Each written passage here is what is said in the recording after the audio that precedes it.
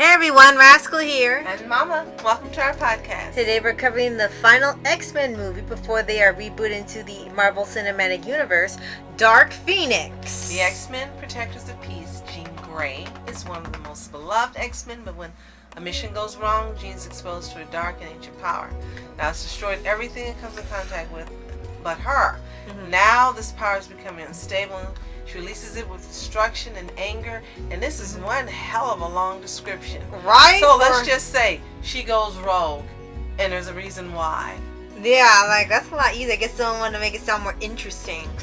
But before we get into it, be sure to like, subscribe, and click the notification bell to get updates on future podcasts and World of Paws videos. Absolutely.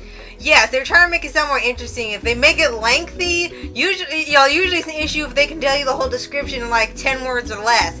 But it's something else if they can tell you all the stuff that's happening in there. It's like you gotta know when it's too much or too little. But here it sounds like you're trying to have lots of descriptive words to sound like, oh, this is going to be the most epic X-Men movie yet until you watch it. Well, basically, something goes wrong, she goes dark, she goes rogue, they want to kick her butt, they want to help her, some want to help her, some want to kick her butt, she hurts someone she loves. Kind of little strops. And it's, you can say, you can't say it's a movie about nothing, so. What was weird for me watching this is I remember watching the first incarnation of the X-Men with Halle Berry and Hugh Jackman and Famke Jensen, the model who played Phoenix in those movies, and also James Marsden who played Cyclops. Mm-hmm. So it was strange for me watching this that they had her younger than Charles. Mm-hmm. And she was part of the same group with Wolverine and Storm, but in here Phoenix is younger, Storm is younger, Cyclops is younger, and it doesn't make sense to me watching it because I watched the first incarnation. Right. I've seen, of course, X-Men First Class, mm-hmm. and the one after it. Yeah, I think we saw Days of Future Past. Jean Grey this young, and Storm this young, and they're so much younger than Charles, it's just not making sense. Right. And I do remember that in one of the movies that they had altered the timeline, like they had the Future Past one, they had to go back and fix something because it took over the world and it altered the timeline, and then they said that erased the first 3 movies, which they were happy because they didn't like the third one. So then they get this confusing timeline, this is a Disney. It's a whole different one. Trope. They always erase every timeline to reboot everything. Right, and then when they get it, and then you gotta remember what they're doing for this one with First Class and stuff. It's like Deadpool said, they can't even keep their timeline straight. How are you gonna join them? So even if I erase that, and you think about X-Men First Class, the reboot, still, why is Storm a teenager? Why was she a teenager in it? Why are these people teenagers when again Mystique and Charles are the same age? Mm-hmm. And suddenly everybody else is much younger. Right. It still doesn't make sense no matter how you describe it. No matter you have the next movie which rebooted the reboot. Right. It just...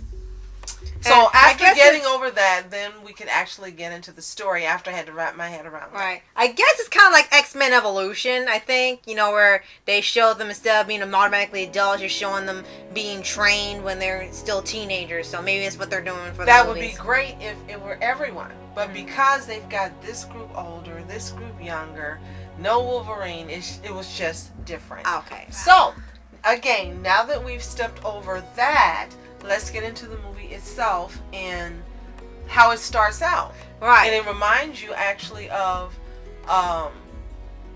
that's a Fantastic Four. Yes. What we were viewing. And being exposed to the solar flares. Yeah. Or so we thought. Yeah, because it's the same way when the Fantastic Four got exposed to it, they all got powers in a different way. Mm-hmm. For here, it's the same thing with Phoenix. But for here, I think she absorbed it, like the entire thing. It wasn't just that it passed through them and they were got parts of it. She absorbed the entire cosmic flare thing. I'm like, Yeah. wasn't a cosmic player. Yeah, and then it's like, wait, how did she survive? And then you'll find out later, because, with all that, like, billions of high temperatures coursing through, was like, how are you still here? That should have been the end of the movie after 10 minutes. Right. But the mission was saved, and she began to change almost immediately. Things started happening. Right. That were not normal for her. Right. And they show a little bit of her backstory of, like, she didn't know that she had powers, and then here Professor X actually got her. After what happened, there was an accident. She didn't know that she had these powers when she was little, and I guess she was taken in after that event. She was found by him, and then she went to the school.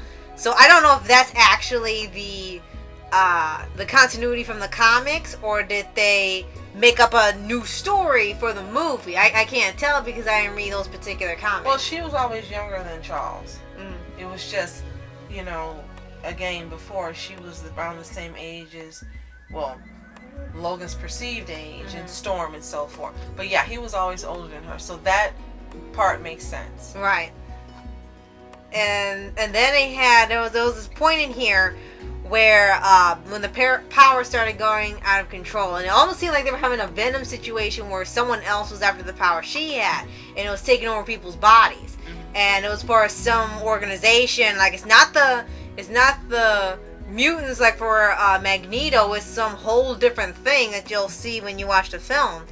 But for here, they started having this sort of argument within the movie that is parallel to how recent fans of X-Men have been feeling for the franchise, where I think it was Mystique. It was Mystique that said that they did all the work while Charles just sat in a chair. The women did all the work, and the male characters had to be saved, and Professor X sat in a chair and got all the credit for everything and said it should be like women. It's like, where did this argument come from? No one felt like that. No, I mean, why would you? You knew the events that led up to him being paralyzed, so why would you think that he just sits on his ass and does nothing? He's paralyzed. Exactly. So I don't know. I guess someone thought they were being clever writing that line. Right. It was the only part of the movie that felt like, what did they really go there? They didn't really need to. I mean, it's supposed to be about Jean Grey. It's supposed to be about these powers. One of the most famous stories for the X-Men, and then you bring in this trend of the female characters in here. It's like, okay, it's about the female character. Okay, why do you need this argument in here? I mean, I know there are people saying we should be an all-female X-Men team because we should be all X-Women. That would be great. They want an all-female Avenger team. But that would be great too. But neither of those were part of this movie. Right. It's like, what's that got to do with anything that's going on here? Because nothing like this came up for the rest of the movie. It was more about her losing control. And what was really odd about that, now that you've mentioned that, is when she went haywire, she started lashing out at everyone who had shown her love, and then you see her backstory, and it's really, really tragic. And prior to this, I didn't know her backstory. And again, like you say, I don't know if it was specifically created for this movie or if this was her backstory in the comics. If you guys know, let us know in the comments below. But she started lashing out at everyone who loved her and who was family, even killing one of her friends, family members. And I didn't like that. I didn't like that at all. I'm like, why is this franchise being Disney-fied? And immediately one of the major characters is being killed. Right. And that's right. They're going to end this particular version on this movie. Right. So I think that's why, because they're talking about bringing in X-Men again and bringing in Fantastic Four. They're bringing in Deadpool, all these characters. And the thing is, they would have to erase the other versions prior to Disney buying Fox, because Marvel had like a separate division. Like the X-Men movies and other films were connected to the MCU. But then after Deadpool got popular and we were getting close to the end of this particular saga of the franchise, they said, why don't you bring them into the MCU? And so, okay, well, they do more mature things. There aren't really family-friendly movies. Like Deadpool and stuff aren't family-friendly. So they decided, okay, we'll just end their franchises here, reboot them all in the MCU. So it seemed like for this film, they kind of didn't really care what was going to happen. They wanted to either go out with a bang in terms of having all the crap that the fan, have all the action, all of the trauma, the drama, the action and everything happen in one movie, so you really get your money's worth before it goes into the next phase. Or it could be that they wanted to, which they end up doing, retcon everything so that you can just focus on this one movie in particular. Right. Now, I have to say, it was great seeing some of the characters return that we've become familiar with this reboot of the reboot. James McAvoy, who's Xavier, Hank McCoy, Beast. Those were the two main. Oh, and also Magneto. Yeah. Yeah, who played Magneto? Michael Fassbender. Okay. Yeah. Okay. Yeah, we have to remember it's all new people when they had this other franchise. And then J-Law was back too. Yeah. For a little bit. And so it was great seeing them reprise those roles. But for the most part, up until it got almost to the end of the movie, it really did not feel to me like an X-Men movie. Yeah. Now when it got to the action in the train. Right. That was X-Men. That was pure X-Men. It had us on the edge of our seats. You were wondering what was going to happen. You didn't know. You got to see them, break out and use the powers the way you've been used to seeing them do totally anytime, whether it was animation or the other franchise of movies, incarnation of movies. That's what you're used to seeing. Then it felt like an X-Men movie. Right. When you would see that, I was like, wow. But for the most part up to that point, it didn't feel like one. It felt like they had taken this character, Jean Grey. And again, I know I keep going back to the other incarnation, sorry folks. But she's always been presented as this really brilliant, psychic, strong woman. And for this particular movie, it didn't feel like they were having her portrayed that way. When this happened, before it happened, she went along with the mission. After it happened and things started happening and changing her and affecting her, as I said, she started lashing out, hurting those she loved. It just at no point did it feel like this character was Jean Grey for me. And maybe it was because of the way that Jensen portrayed it before. I have read of the character in the comic books, and still for me, this particular version of Jean Grey did not feel like Jean Grey, and it's not any fault of Sophie Turner. She can only perform the script that's given her. But the way that the character was written, to me, just wasn't Jean Grey. Yeah. And then for her to also turn on Cyclops, it's just like that wouldn't have happened. That just would have never happened. But in this version, it did. And then one other thing that was really off of pointing out, and probably other people have done it too, and we just didn't really catch on to it until we watched the film, was that other than the retcons and bringing in the social commentary on female characters, there was a point where we explained that of Jean's backstory and how Xavier got her, and they mentioned that he never told her what happened to the parents, that she caused the accident by accident because she didn't know she had powers. Right. And then they kept saying in the movie that it was his fault that all of this started, and it manifested because he should have told her what happened as soon as he was there with her. It's like, but if you're going by the timeline, she was 8 years old. I don't know how you're going to tell this 8-year-old that she caused the accident, took her own parents' lives without knowing it, and you expect her to handle it. But it was still, they wrote it as this was his fault. This was his fault. He created the villain unintentionally, and that didn't even feel like, because how was he going to know all this was going to happen? It really didn't look good. So they were trying to saying that Professor X was the true villain of the movie. Right. And then you find out a little more about her parents, and it really made sense to the viewer why he chose not to tell her the truth.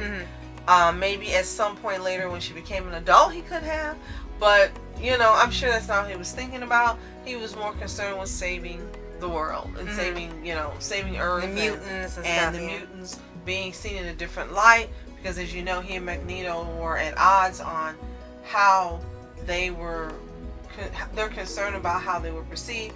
Charles cared that they were not being seen as a part of society. Right. Magneto didn't give a crap, and he didn't care if they were afraid of mutants or not. Right. So that was more in his mind than telling her the truth about what happened, which you'll see in the movie. There won't be any spoilers. Right. But the way that it ended, it was a little open-ended.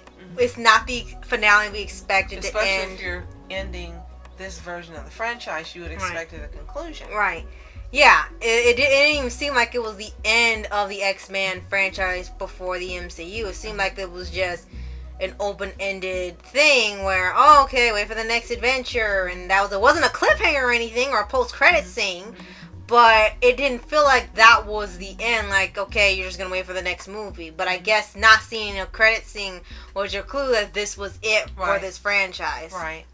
So if you have seen The Dark Phoenix, let us know what you think in the comments below. And if you're also a fan of the previous incarnation, or if you think you like the earlier movies to this incarnation, First Class and they had First Class, they had Days of Future Past, Days of Future Past, right? Got Apocalypse. Yes. If you liked any of those better than this, let us know why in the comments below as well. Right.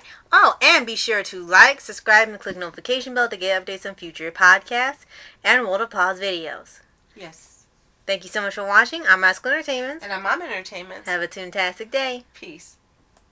And the water sitting, flashing lights. Trying to walk around, man, who the hell are you? What you wanna do? Well, man, it's on you. Man, it's on you. Met her in my dreams, she was my queen. A castle in the mountaintops, rivers and streams. Plucking sunlight from the sky.